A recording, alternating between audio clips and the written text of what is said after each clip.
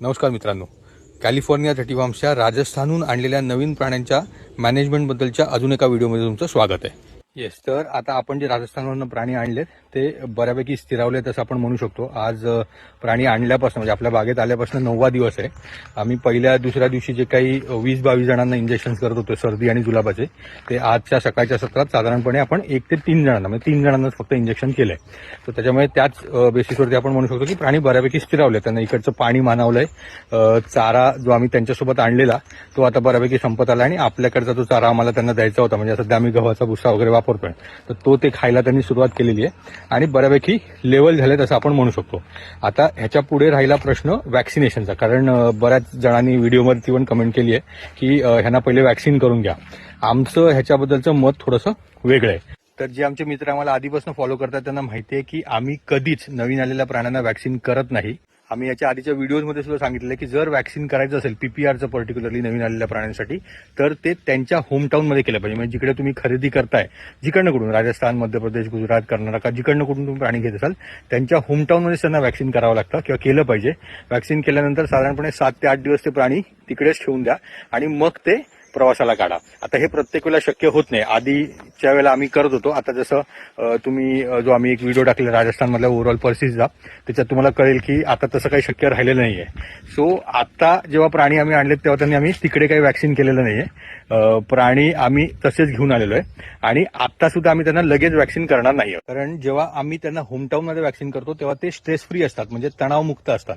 आणि तणावमुक्त वातावरणात वॅक्सिन केलं की ते लागू चांगलं पडतं आणि प्राण्याला मुळात त्याचा स्ट्रेस जास्त येत नाही. तुम्हाला जर आठवत असेल त्या जेव्हा करोनाचा वेळ चालू होता आणि आपल्याला सगळ्यांना करोनाचे वॅक्सिन घ्यायला सांगत होते, तेव्हा पण ते असंच म्हणत होते की जर तुम्हाला सर्दी, खोकला किंवा ताप असेल किंवा कुठल्याही प्रकारचा आजार असेल तर तुम्ही वॅक्सिन घेऊ नका. तुम्ही पहिले धडधाकट बरे व्हा आणि मगच त्याच्यानंतर करोनाचं वॅक्सिन आपल्याला दिलं जातं.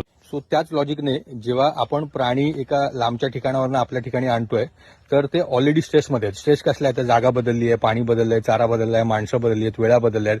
तर ते एनी विच वेज थोड्याफार स्ट्रेसमध्ये असतात, थोड्याफार काय बऱ्यापैकी स्ट्रेसमध्ये असतात. प्रवासाचा स्ट्रेस असतो, वातावरणाचा स्ट्रेस असतो आणि मग तशा स्ट्रेसमध्ये जेव्हा ऑलरेडी प्राणी आजारी आहेत आणि तुम्ही बघतातच आहे की आम्ही जसं आलेल्या प्राण्यांना सर्दी आणि जुलाबाचं इंजेक्शन देत होतो, त्यातल्या 1-2 जणांना तापही होता. तो अशा कंडिशनमध्ये जर आपण त्यांना वॅक्सिन केलं तर ते अजून डाऊन जातात. आपण पीपीआरचं वॅक्सिन करतो म्हणजे नक्की काय करतो तर पीपीआरच त्या प्राण्याच्या अंगात टाकतो. फक्त तो अॅटिन्युटेड फॉर्ममध्ये असतो, म्हणजे पीपीआरचे विषाणूच असतात पण ते पीपीआर तयार नाही करू शकत, पीपीआर इंड्यूस नाही करू शकत. फक्त प्राण्याच्या बॉडीला वाटतं की बाबा पीपीआर होण्याची शक्यता आहे, की पीपीआर आपल्या बॉडीमध्ये आलाय, पीपीआरचा व्हायरस आपल्या बॉडीमध्ये आलाय, तर बॉडी ऑटोमॅटिकली त्याच्या अगेन्स्ट अँटीबॉडीज तयार करायला सुरुवात करते किंवा प्रतिकार करायला सुरुवात करते. आणि मग जेव्हा पुढे जाऊन जर समजा खराखुरा पीपीआर जर त्या प्राण्याच्या बॉडीत येणार असेल तर मग त्याची बॉडी तयार आहे, ह्यालाच आपण वॅक्सिन म्हणतो. सो त्याच लॉजिकने की प्राणी ऑलरेडी स्ट्रेसमध्ये आणि त्याच्यात जर आपण त्याला पीपीआरचं वॅक्सिन दिलं म्हणजे पीपीआरच इंड्यूस केला तर मग त्यांना अजून जास्त त्रास होतो. म्हणून आम्ही काय करतो की जसं मी म्हणलं, एकतर आधी वॅक्सिन द्यायचंय, आधी नाही दिलं तर मग आम्ही साधारणपणे 14 ते 15 दिवस थांबतो प्राणी आल्याच्या नंतर. कारण आमचा जो काय अनुभव आहे मागच्या 14-15 वर्षाचा, त्याच्यामध्ये नवीन प्राणी आल्यानंतर पहिले 14-15 दिवस प्राणी जे काही त्यांना सिम्पटम्स दाखवतात आणि जर पीपीआर यायचं असेल त्या प्राण्यांमध्ये तर तो साधारणपणे आपल्याला 14-15व्या दिवशी दिसायला लागतो. म्हणजे त्याचे जे सिम्पटम्स असतात, पीपीआरचे सिम्पटम्स काय आहेत तर खूप पांढऱ्या कलरची आणि अशी जाड सर्दी होते, ज्याला इव्हेंच्युअली निमोनियामध्ये रूपांतर होतं. खूप मोठ्या प्रमाणात ताप येतो, म्हणजे 105-106 असा ताप येतो प्राण्याला.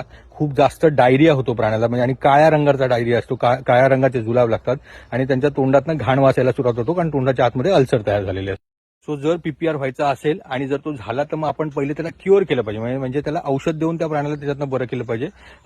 बरं करण्यासाठी आपण अँटीबायोटिक्सच वापरावं लागतात. सेफ्ट्रियाक्झोन आहे, मेलॉक्सिकॅम आहे आणि क्लोरफिनारामाइन किंवा सीपीएम ज्याला आपण म्हणतो ते, असे हे 3 इंजेक्शन द्यावे लागतात सकाळ संध्याकाळ रोज 12-12 तासाच्या गॅपने, जोपर्यंत प्राणी बरा होत नाही. साधारणपणे 3 दिवस तरी इंजेक्शन करावं लागतं. आणि प्लस त्याच्याबरोबर सकाळ दुपार संध्याकाळ त्यांच्या तोंडामध्ये आपण पोटॅशियम परमॅनेटचं पाणी ड्रेंच करतो, म्हणजे बाटलीमध्ये पोटॅशियम परमॅनेट टाकायचं, त्याच्यात पाणी टाकायचं, वरनं बाटलीला होल मारायचा आणि पिचकारीसारखं सकाळ संध्याकाळ किंवा दिवसातनं 3 वेळा त्यांच्या तोंडात ते पाणी मारायचं. व्यवस्थित 3 ते 5 दिवस ट्रीटमेंट करून त्या प्राण्याला बरं करायचं. आणि एकदा का प्राण्याला पीपीआर होऊन गेला का आयडियली त्याला वॅक्सिनची गरज नाही, पण तरी सुद्धा सगळे प्राणी त्याच्यातनं क्लिअर झाले की मग एक साधारणपणे 1-1.5 महिन्याने त्यांना वॅक्सिन करू शकतो आपण. आणि समजा 14-15व्या दिवशी सिम्पटम्स नाही दिसले, म्हणजे आपल्याला प्राण्याला पीपीआर झालाच नाही, तर मग इव्हन बेटर, मग एक साधारण 20-21व्या दिवशी तुम्ही वॅक्सिन करू शकता. कारण 20-21 दिवस हे पुरेसे असतात प्राणी कम्प्लीट डिस्ट्रेस व्हायला. म्हणजे त्याच्यावरती जो काही ताण असतो, जागा बदल, चारा बदल, माणसं बदलली आहेत, पाणी बदल, या सगळ्याचा जो काही स्ट्रेस असतो त्या स्ट्रेसमधून बाहेर पडायला प्राण्याला 20-21 दिवस पुरेसे होतात. तोपर्यंत प्राणी ऑलरेडी बाहेर पडले असतात. ज्या अर्थी त्यांना तोपर्यंत पीपीआर झाला नाही म्हणजे त्यांनी ऍब्सोल्युटली ते स्थिरावले सुद्धा आहेत आपल्याकडे. आणि मग अशा स्थिरावलेल्या प्राण्यांना व्हॅक्सिन करण्यात काही धोका नाहीये. ते व्हॅक्सिन केल्यानंतर ते 7 ते 8 दिवस ते व्हॅक्सिन ऍक्टिव्ह पण होऊन जातं. आणि मग पुढे जाऊन समजा जर कधी पीपीआर व्हायचा असेल त्या प्राण्यांना तर त्या पीपीआरसाठी आपले प्राणी सेफ होऊन जातात. आणि ह्याच्यामध्ये हाही एक मुद्दा खूप महत्वाचा आहे की आपण आल्या जरी पीपीआरचं व्हॅक्सिन दिलं तरी ते व्हॅक्सिन दिल्यामुळे प्राण्यांना पीपीआर होणारच नाही अशी गॅरंटी कोणी देऊ नाही शकत. सो त्याच्यामुळे अननेसेसरी प्राण्याला स्ट्रेसमध्ये टाकून पीपीआरचं व्हॅक्सिन देण्यापेक्षा आमचं मत असं आहे, हे ऑब्व्हियसली आमच्या अनुभवातून तयार झालेलं मत आहे, ह्याच्याबद्दल बरेच वेगवेगळे मतप्रवाह असू शकतील, पण आमचं मत असं आहे की जर तुम्ही नवीन प्राणी आणताय तर आणायच्या आधीच त्यांना व्हॅक्सिन करून घ्या. जिकडनं घेताय तिकडे व्हॅक्सिन केल्याच्या नंतर त्यांना साधारण 7 ते 8 दिवस तिकडे राहू दे, मग प्रवासाला काढा. किंवा तसं नसेल शक्य तर मग प्राणी तुमच्याकडे येऊ दे, त्यांची एक साधारण 20-21 दिवस चांगली काळजी घ्या. आणि तोपर्यंत जर त्यांना पीपीआरचे सिम्पटम्स दिसले नाही तरच त्यांना पीपीआरचं व्हॅक्सिन करा. आणि समजा त्याच्या आधी जर त्यांना पीपीआरचे सिम्पटम्स दिसले म्हणजे पीपीआर झालाच तर मग पीपीआर क्युअर करा अँटीबायोटिक्स वापरून आणि मग साधारण महिना 1.5 महिन्यानंतर व्हॅक्सिन करा.